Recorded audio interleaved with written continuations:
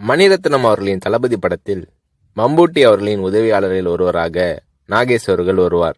நாகேஷ் அவர்களிடம் 10 நாள் கால்ஷீட் வாங்கி இருந்த போதிலும் படத்தில் நாகேஷ் அவர்கள் நடித்த 3 காட்சிகள் மட்டுமே இடம்பெற்றிருந்தன.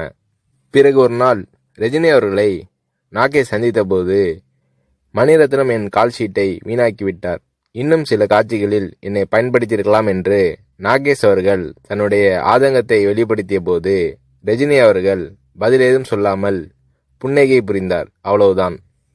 பின்னர் தான் நாகேஷ் அவர்களுக்கு ரஜினி அவர்களின் மௌனத்தின் அர்த்தம் புரிந்தது.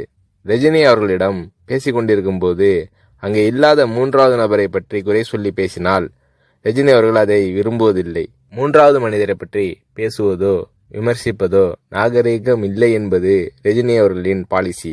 இது நாகேஷ் அவர்களுக்கு தெரிய வந்தபோது ரஜினி அவர்கள் மீதான மதிப்பு நாகேஷ் அவர்களின் உள்ளத்தில் பல மடங்கானது.